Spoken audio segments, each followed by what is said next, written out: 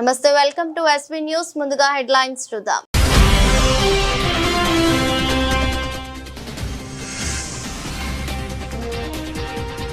భవిష్యత్తులో మనకు bullet train వస్తుంది, స్పష్టం చేసిన సీఎం రేవంత్ రెడ్డి.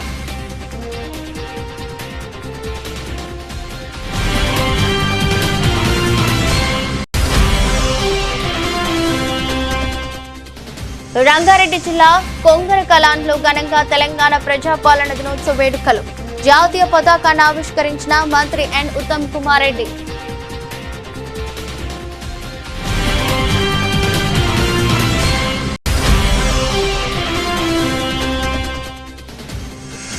హబీబ్ నగర్, అఫ్జల్ సాగర్ లో నీటిలో కొట్టుకుపోయిన 2 వ్యక్తులు. బాధిత కుటుంబాలను పరామర్శించిన కేంద్ర మంత్రి కిషన్ రెడ్డి.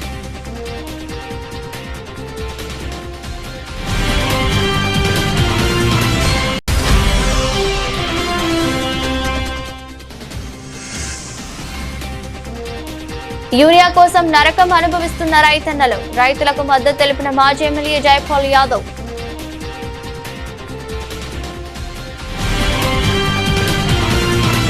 2047 రాబోయే 100ల తెలంగాణ అభివృద్ధి ప్రణాళికను నిర్దేశిస్తుందని సీఎం రేవంత్ తెలిపారు. నగరంలో 360 కిలోమీటర్ల మేర ఆర్ఆర్ఆర్ రాబోతుందని స్పష్టం చేశారు. ఔటర్ రింగ్ రోడ్ నుంచి రీజనల్ రింగ్ రోడ్డు మధ్య 11 రేడియల్ రింగ్ రోడ్లు వేయనున్నట్లు పేర్కొన్నారు. బుల్లెట్ రైలు కావాలని కేంద్రానికి ప్రతిపాదన చేశామని తెలిపారు. హైదరాబాద్ నుంచి అమరావతికి గ్రీన్ ఫీల్డ్ హైవేలు, బుల్లెట్ రైలు ప్రతిపాదనలు ఉన్నాయని చెప్పారు. రాష్ట్ర అభివృద్ధిపై రాజకీయాలు చేసేవారు తెలంగాణ అభివృద్ధి నిరోధకులుగా మిగులుతారన్నారు. తాము చేసే అభివృద్ధితో కలిసి రండని ప్రతిపక్షాలకు పిలుపునిచ్చారు. తమతో కలిసి రావటం ఇష్టం లేకపోతే మౌనంగా ఉండండి సీఎం రేవంత్ రెడ్డి హితవు పలికారు. ఈనాడు కేంద్ర ప్రభుత్వంతో మాట్లాడు. బుల్లెట్ ట్రైన్ అంటే జనాలు జపాన్ వైపు చూస్తారు. జపాన్ తర్వాత నరేంద్ర మోడీ గారు గుజరాత్కు తీసుకెళ్ళారు. నేను అడిగిన ప్రధానమంత్రి గారిని, మాకు కూడా బుల్లెట్ ట్రైన్ కావాలి, సౌత్లో ఉండే నగరాలకు కనెక్టివిటీ పెరగాలని. మొన్న జరిగిన ప్రభుత్వ సమీక్షలో కేంద్ర ప్రభుత్వం నుంచి ప్రతినిధులు వచ్చిండ్రు. ఈనాడు ఫ్యూచర్ సిటీ నుంచి అమరావతి నుంచి చెన్నైకి బుల్లెట్ ట్రైన్, అదేవిధంగా ఫ్యూచర్ సిటీ నుంచి బెంగళూరుకు బుల్లెట్ ట్రైన్, బెంగళూరు నుంచి చెన్నైకి బుల్లెట్ ట్రైన్ ప్రతిపాదనలు ఈరోజు మన ముందు ఉన్నాయి. భవిష్యత్తులో ఎక్స్ప్రెస్ గ్రీన్ ఫీల్డ్ హైవేలే కాదు, వాటితో పాటు బుల్లెట్ ట్రైన్ కూడా ఈరోజు మనకు రాబోతుంది. ఇవన్నీ కూడా గ్రోత్ ఇంజన్లుగా మారబోతున్నాయి. అందుకే ప్రధానమంత్రి నరేంద్ర మోదీ పుట్టినరోజు సందర్భంగా డిప్యూటీ సీఎం పవన్ కళ్యాణ్ శుభాకాంక్షలు తెలిపారు. దేశానికి మార్గదర్శక శక్తిగా ఎదిగిన నాయకుడు మోదీ అని కొనియాడారు. భారత్ పట్ల ప్రధాన దృష్టి కేవలం పాలన గురించి మాత్రమే కాదని దేశ ఆత్మను మేల్కొల్పడమని అన్నారు. సోషల్ మీడియా ఎక్స్ వేదికగా ప్రధానికి పవన్ బర్త్డే విషెస్ తెలిపారు. Under Modi's leadership, Bharat is on the path of becoming a Vishwa Vijeta, a world conqueror, not by force but by the strength of his vision and the depth of his connect with people. He may not speak every Indian language, yet he motivates every Indian from Kashmir to Kanyakumari. On this very special day, I extend my heartfelt birthday wishes to our Honorable Prime Minister, Shri Narendra Modi ji. Modi ji stands today as one of the world's most powerful global leaders, not only for his decisive leadership, but also for his visionary diplomacy and unwavering commitment to shaping the world into a true global village. Vasudhaiva Kutumbakam. He transformed India's image on the global stage with unmatched diplomacy. Under his leadership, India's voice has become stronger in international forums like G20, BRICS, and the United Nations. He strengthened our national security by modernizing the military, enhancing defense preparedness, and by empowering the armed forces with a free hand during crisis, leading decisive actions like the surgical strikes and Operation Sindoor. At home, he took historic steps like abrogating Article 370, resolving the Ram Mandir issue, ending triple talaq, and honoring ordinary citizens through Padma Awards in truest spirit of democracy. Post-independence, he stands as one of the Bharat's strongest prime ministers, embodying the true spirit of nationalism by upholding the values of Constitution, preserving our culture and heritage. While Rangareddy జిల్లా సమీకృత జిల్లా కార్యాలయాల సముదాయం కొంగర కలాన్లో బుధవారం తెలంగాణ ప్రజాపాలన దినోత్సవ వేడుకలు అట్టహాసంగా జరిగాయి.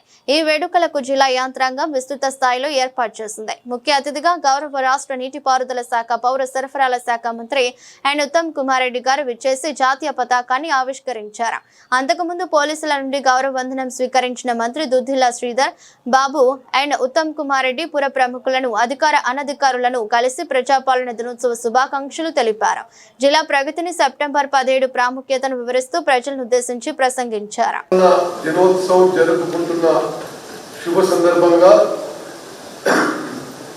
రాచరిక వ్యవస్థ నుండి ప్రజాస్వామ్య వ్యవస్థ ఆవిర్భావానికి నాంది పలికి అమరులైన తెలంగాణ సాయుధ రైతాంగ పోరాట యోధులకు మరియు స్వాతంత్ర సమరయోధులకు అందరికీ నా జోహార్లు. సెప్టెంబర్ 17న తెలంగాణ చరిత్రలో కీలకమైన రోజు. తెలంగాణ ప్రాంతం భారతదేశంలో విలీనమైన నేటికి 77 సంవత్సరాలు పూర్తి చేసుకుని 78వ సంవత్సరంలోకి అడుగెడుతున్న శుభ సందర్భంగా హాజరైన గౌరవ ప్రజాప్రతినిధులు, జిల్లా అధికారులు, అనధికారులు, పాత్రికేయులు, ఉద్యమకారులు మరియు రంగారెడ్డి జిల్లా ప్రజలందరికీ శుభాకాంక్షలు. నేడు ఈ స్వేచ్ఛ, స్వాతంత్రం మనం సొంతం కావడానికి ఎంతో మంది గడ్డ మీద అసమాన త్యాగాలు చేశారు. ఆనాటి త్యాగాల ఫలితమే నేటి తెలంగాణ అభివృద్ధికి నాంది పలికింది. దేశమంతా 1947 ఆగస్టు 17న స్వాతంత్ర సంబరాల్లో కేరింతలు వేస్తుంటే హైదరాబాద్ సంస్థాన ప్రజలు స్వేచ్ఛ స్వాతంత్రానికై పోరాడుతూనే ఉన్నారు. ఆనాడు దేశవ్యాప్తంగా 565 సంస్థానాలు ఉండగా మెజారిటీ సంస్థానాలు భారతదేశంలో విలీనమయ్యాయి. కానీ జునాగఢ్, కాశ్మీర్, హైదరాబాద్ సంస్థానాలు విలీనం కాలేదు. హైదరాబాద్ సంస్థానం 16 జిల్లాలతో తెలుగు, మరాఠీ, కన్నడ భాషల మిశ్రమ సంస్కృతితో కూడిన సంస్థానంగా ఉంది. హైదరాబాద్ సంస్థానం స్వతంత్రంగా ఉంటుందని నైజాం రాజు ప్రకటించారు. సంస్థానంలో భూస్వాములు, జమీందారులు, జాగీర్దారులు, దేశముఖులు ప్రజలను నానా రకాలుగా వేధించారు. రైతులు కౌలు కింద చేతికి అందిన పంటలో అగ్రభాగం పెత్తందారులకు చెల్లించాల్సి వచ్చింది. 80% ప్రజలు మాట్లాడే స్థానిక భాషపై అణచివేత, వెట్టి చాకిరీ, బానిసత్వం కొనసాగింది. మరోవైపు ప్రైవేటు సైన్యం మరియు రజాకారులు దమనకాండ కొనసాగింది. హబీబ్ నగర్, అఫ్జల్ సాగర్ లో మాంగూర్ బస్తీకి చెందిన 2 వ్యక్తులు నీటిలో కొట్టుకుపోయిన ఘటనలో ఇప్పటికీ వారి ఆచూకీ తెలియరాలేదు. ఈ ఘటనపై కేంద్ర మంత్రి కిషన్ రెడ్డి మంగళవారం బాధిత కుటుంబాలను పరామర్శించారు. బాధితులకు తన వంతు సహాయం అందిస్తానని భరోసా ఇచ్చారు. కార్యక్రమంలో హైడ్రా, జీహెచ్ఎంసీ, రెవెన్యూ శాఖ అధికారులు పాల్గొన్నారు. స్థానిక ప్రజలతో మాట్లాడిన కిషన్ రెడ్డి వర్షాకాలంలో ప్రతి ఏడాది ఇలాంటి సమస్యలు వస్తున్నాయని, దీనికి శాశ్వత పరిష్కారం తీసుకురావడానికి చర్యలు చేపడతామని తెలిపారు. ఇప్పటిదాకా ఎవరు కూడా మా వాళ్ళే దిగి ఆ హైడ్రా టీంకి సపోర్ట్ తీసుకొని మా వాళ్ళే 30 మంది దాకా నాలా లోపలికి పోయి మనకి సర్చ్ చేస్తున్నాం సార్. మేము కూడా కొద్దిగా హెల్ప్ చేయాలి సార్, మీకు చెప్పి ఇది మంచిగా సర్చ్ చేస్తారు. గుడ్ మార్నింగ్ పడుతుంది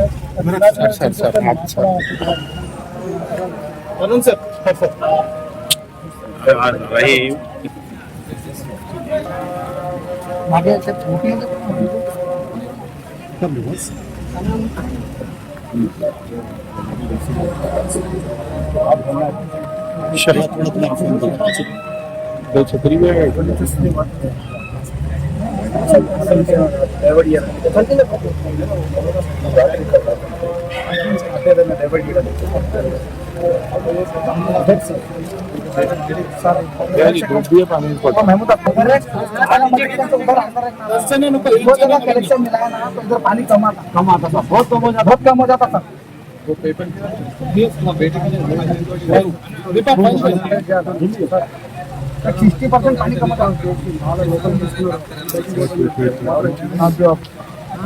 जरा पीछे हटो। 3 रास्ते से पानी आता है चौरस सर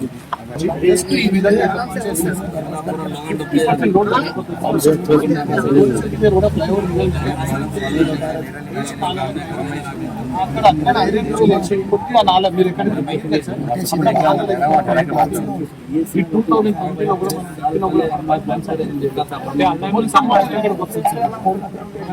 పల్నాడు జిల్లా మాచర్ల నియోజకవర్గంలో అధికార ప్రతిపక్ష పార్టీ నాయకుల మధ్య ఆరోపణలు సవాలు ఘాటుగా వినిపిస్తున్నాయి.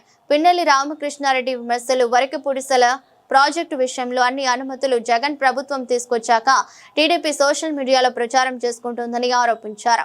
బ్రహ్మారెడ్డి తనపై 13 అక్రమ కేసులు, వైఎస్ఆర్సీపీ నాయకులపై 6 పీడీ యాక్ట్ కేసులు పెట్టించారని అన్నారు. టీడీపీ నాయకుల బెదిరింపులతో కేసుల భయంతో గ్రామాలు ఖాళీ అయ్యాయనే ఆరోపణ వాస్తవం కాదా అని ప్రశ్నించారు. వాడిని ఇన్ని కేసులు లోపల వేసేసి కేసులు పెట్టి అలా ఇక్కడ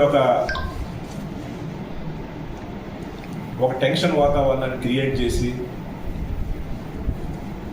వాళ్ళ నాయకులను అధికారులను ఎమోషనల్ బ్లాక్మెయిల్ చేసి నేనేదో తెలుగుదేశం కార్యకర్తల కోసం పుట్టిన దానివల్ల నేనేదో నష్టపోయినానని వాళ్ళకి ఏదో చెప్పి తద్వారా మా వాళ్ళ మీద కేసులు మా మీద కేసులు పెట్టి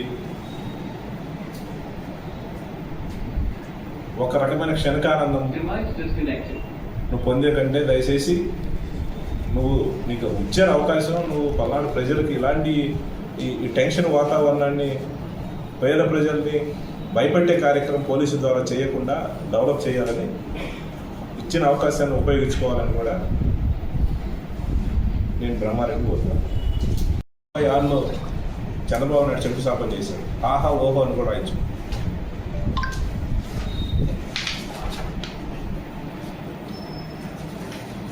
అప్పుడు ఈనాడు పేపర్లు పెద్ద విశ్లేషణ ఏదో జరిగిపోతా ఉంది 96లో శంకుస్థాపన తర్వాత.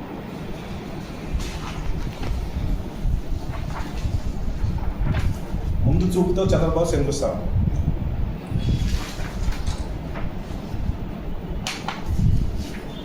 పల్నాడు రైతాంగంపై చంద్రబాబు ఆగ్రహం. ఎందుకంటే ఆ రోజు నీళ్ళు ఇబ్బంది పడుతున్నారని గురజాల మాచర్లకు సంబంధించిన తెలుగుదేశం నాయకులు చంద్రబాబు దగ్గరికి పోతే మళ్ళీ మీరుగినా వచ్చి అడావుడి చేస్తే మేము లోపలేస్తామని చెప్పిన పరిస్థితి వాళ్ళ పేపర్లోనే రాశారు, జ్యోతిలోనే రాశారు.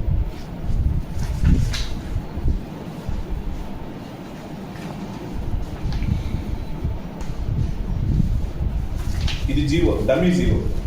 2000 ఫిబ్రవరి 6, 2019 లోకేష్ గారు శంకుస్థాపన చేస్తే ఒక డమ్మీ జీవో ఇచ్చారు.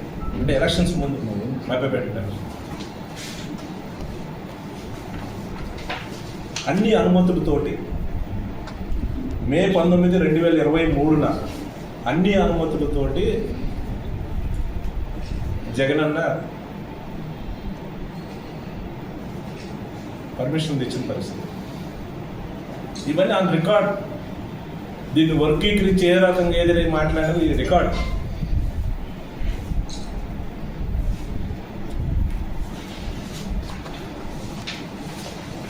వాస్తవాలు తెలుసుకొని మాట్లాడాలని బ్రహ్మారెడ్డి నేను ఈ సందర్భంలో హెచ్చరిస్తా ఉన్నాను.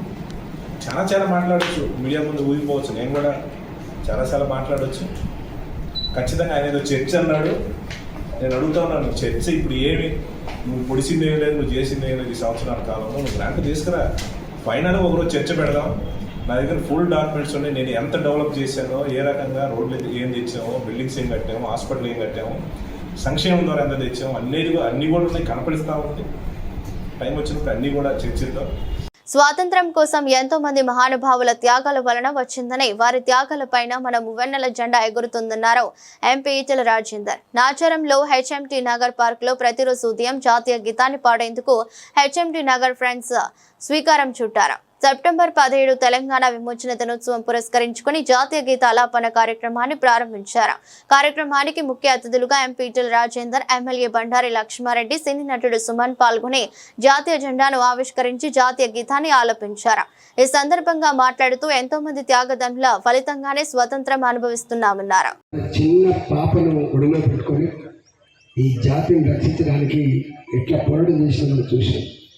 అందువల్ల మనం ప్రతి నిత్యం 7:45 ఈ జెండా మనం ఎత్తుతున్నామంటే అది కేవలం జెండా కాదు. ఇన్ని లక్షల మంది భారత మాత ముద్దు బిడ్డల త్యాగాల పైన ఎగురుతున్న మువ్వన్నెల జెండాగా మనం భావించాల్సి వస్తుంది. కాబట్టి ఏదో ఆషామాష కోసమో ఏదో కొద్దిమంది ఆలోచన ప్రకారం కాదు.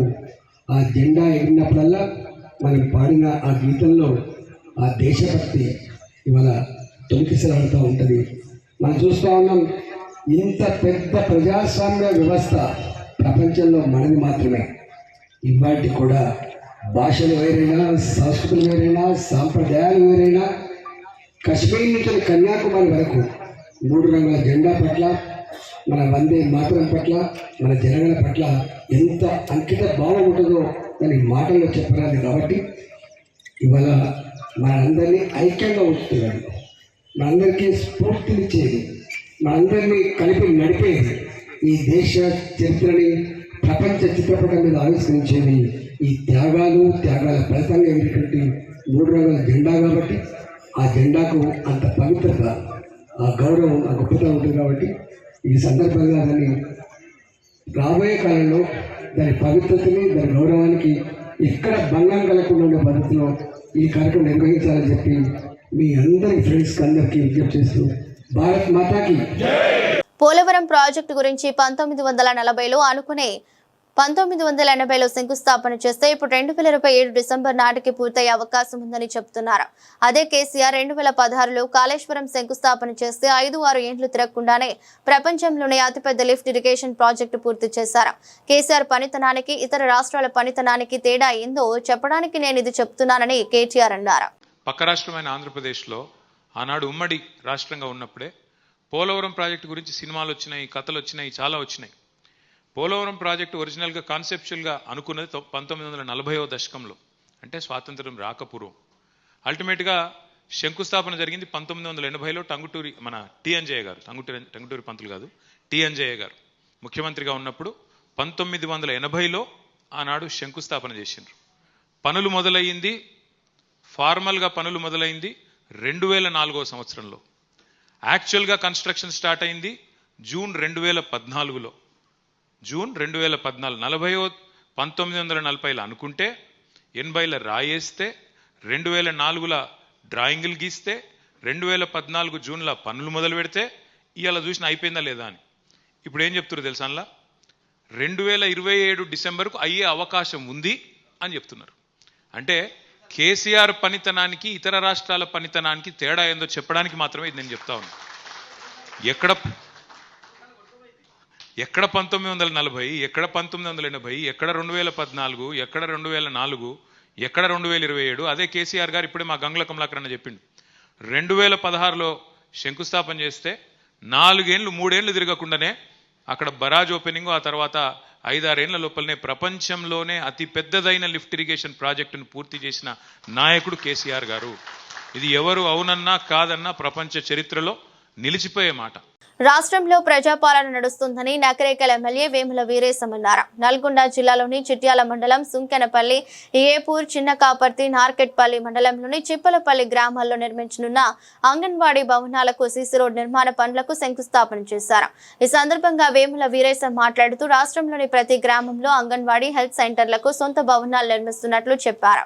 గ్రామాల్లో మెరుగైన వైద్యం అందించాలనే లక్ష్యంతో ఉందని ప్రభుత్వం తెలిపారు.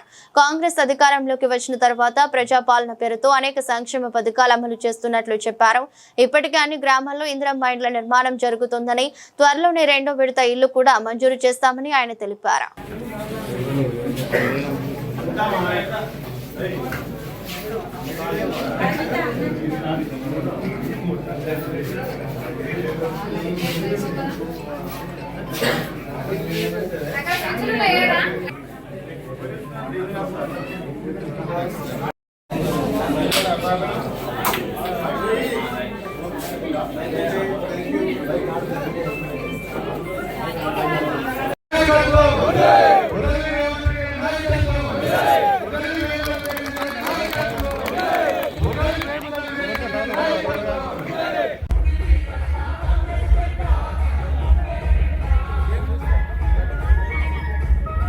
చిట్యాల మండలంలో సుంకనపల్లి, ఏపూరు, గుండ్రాంపల్లిలో హెల్త్ సబ్ సెంటర్లతో పాటు అంగన్వాడీ సెంటర్స్ కూడా ఫౌండేషన్స్ వేయడం జరిగింది. తెలంగాణలో ప్రజాపాలన వచ్చిన తర్వాత గౌరవనీయులు ముఖ్యమంత్రి రేవంత్ రెడ్డి గారి నాయకత్వంలో ఊర్లలో అంగన్వాడీస్ కానీ హెల్త్ సెంటర్స్ కానీ ఇవన్నీ కూడా సొంత బిల్డింగ్లు కట్టి ప్రజలకు వైద్యము అట్లాగే చిన్నారులకు ఒక మంచి ప్లే స్కూల్ టైప్గా అంగన్వాడీస్ను నిర్మించాలనే ఉద్దేశంతో ఈ కార్యక్రమాన్ని తీసుకోవడం జరిగింది. ఈరోజు ఒక ప్రత్యేకమైన రోజు ఏంటంటే తెలంగాణ ఇండియన్ భారతదేశంలో విలీనమైనటువంటి రోజు. తెలంగాణ నైజాం నవాబుల ఏలుబడి నుంచి భారతదేశంలో విలీనమైనటువంటి సందర్భంలో తెలంగాణలో విలీన దినంతో పాటు ప్రజాపాలన దినోత్సవం కూడా జరుపుకుంటున్నటువంటి శుభ సందర్భంలో ప్రజల అవసరాల రీత్యా ప్రజల సౌకర్యార్థం ఈరోజు ఈ ఫౌండేషన్స్ కార్యక్రమాన్ని కూడా మేము చేపట్టడం జరిగింది. చాలా గ్రామాల్లో ఇప్పటికే ఇందిరమ్మ ఇండ్లు ప్రారంభమైంది. ఇంకా కొన్ని గ్రామాలలో ఇండ్లు కావాలనేటువంటి ఒక డిమాండ్ కూడా ఉంది. సెకండ్ విడతలో అవి కూడా మేము ఇచ్చేటువంటి ఒక ఏర్పాటు, అర్హత ఉండే ప్రతి ఒక్కరికి ఇచ్చేటువంటి ఏర్పాటు చేస్తాము. ఏపూరు కానీ చిన్నకాపర్తి కానీ ఈ చెరువులకు నీళ్లు వచ్చేటువంటి ఫీడర్ ఛానల్స్ ప్రజలు కోరుకుంటా ఉన్నారు. దీన్ని కూడా మేము త్వరలో ఏర్పాటు చేస్తామని చెప్పేసి తెలియజేస్తాము. అల్వాల్లో రాత్రి వేళల్లో భవన్ నిర్మాణాల వద్ద సెంట్రింగ్ సామాగ్రిని అపహరిస్తున్న ముఠాను పట్టుకున్నట్లు పేట్ బషీర్బాద్ ఏసీపీ బాలగంగిరెడ్డి తెలిపారు. నిందితుల నుండి 3 లక్షల విలువైన సెంట్రింగ్ సామాగ్రితో పాటు 4 సెల్ ఫోన్లు, ఒక వాహనాన్ని స్వాధీనం చేసుకున్నట్లు పోలీసులు తెలిపారు. ఈ కేసులో ఒక మైనర్ తో కలిపి 5 మందిని అరెస్ట్ చేసిన అల్వాల్ పోలీసులు నిందితులను రిమాండ్ కు తరలించారు.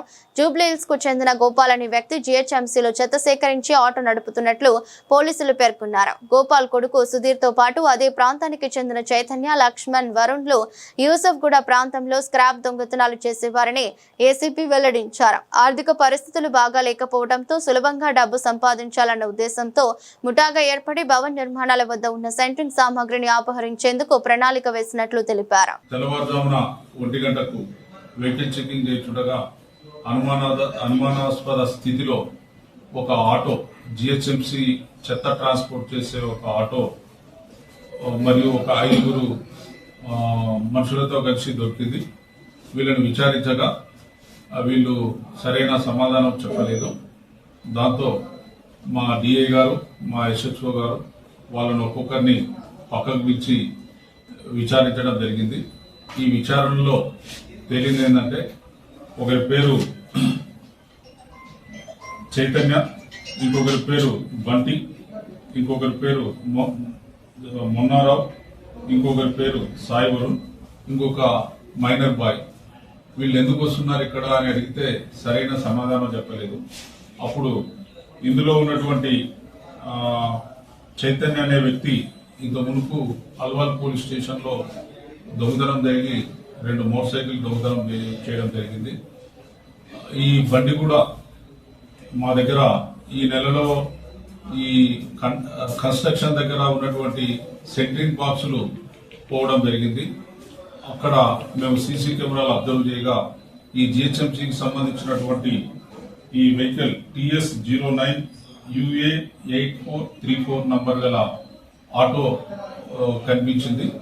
ఈ ఆటోను ఫాలో అవుతూ ఉండడం జరిగింది. ద సేమ్ ఆటో ఈ అనుమానాస్పద వ్యక్తులు ఇక్కడ దొరికితే వాళ్ళను విచారించడం జరిగింది.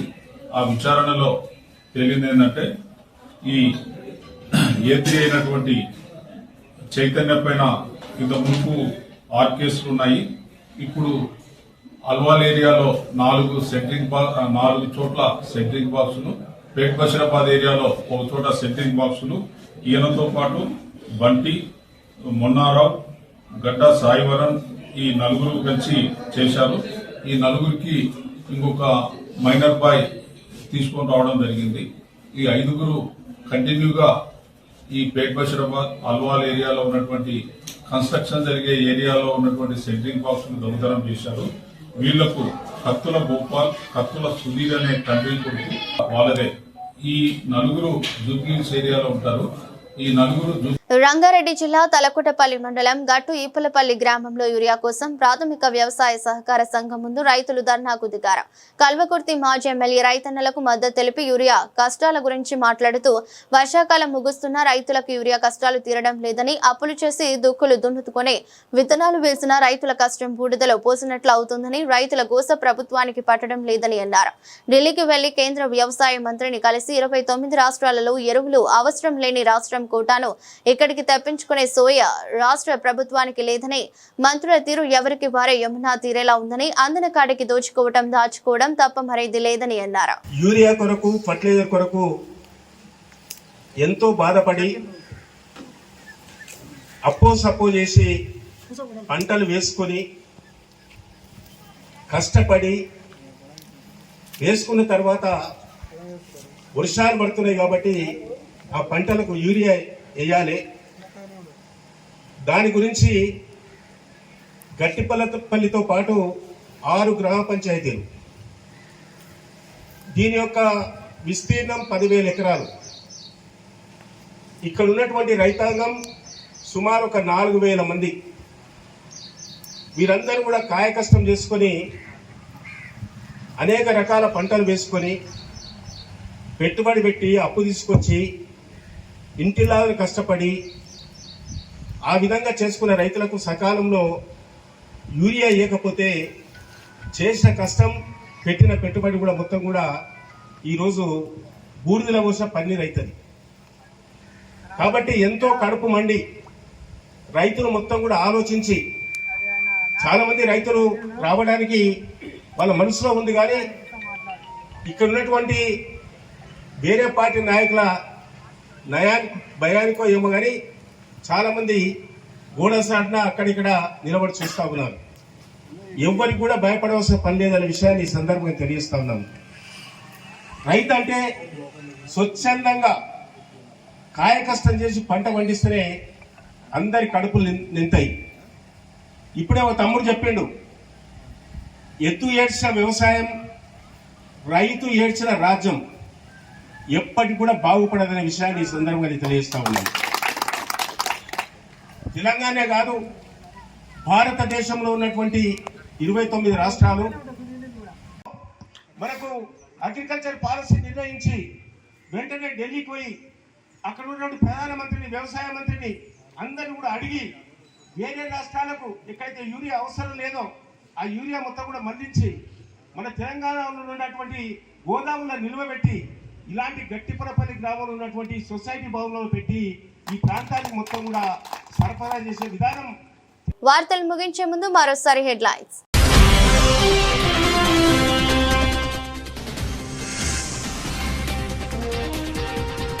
భవిష్యత్తులో మనకు బుల్లెట్ ట్రైన్ వస్తుంది, స్పష్టం చేసిన సీఎం రేవంత్ రెడ్డి.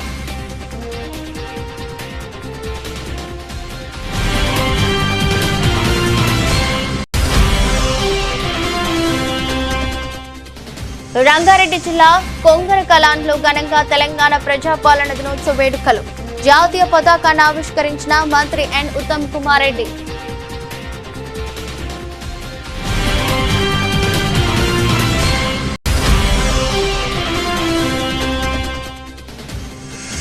హబీబ్ నగర్, అఫ్జల్ సాగర్ లో నీటిలో కొట్టుకుపోయిన 2 వ్యక్తులు. బాధిత కుటుంబాలను పరామర్శించిన కేంద్ర మంత్రి కిషన్ రెడ్డి.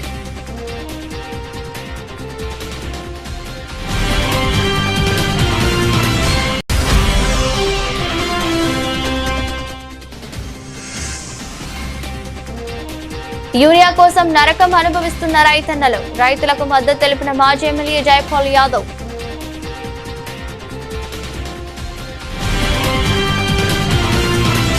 ఇది రోజు బులెటిన్. మరో బులెటిన్లో మళ్ళీ కలుద్దాం.